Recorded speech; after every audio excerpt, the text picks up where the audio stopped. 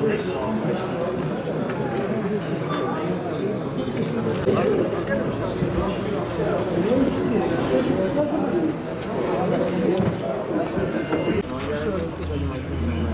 de şeridin dışından çıkar mısınız?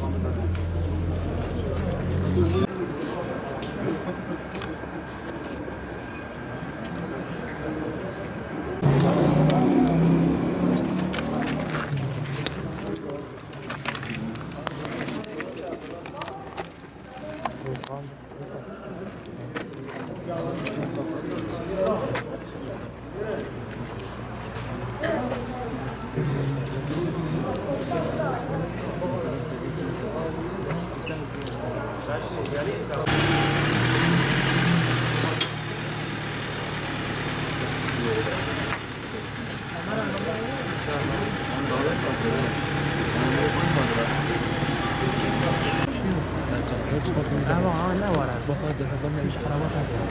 Yaşa. Kaldırıyla. Bu kanun mu?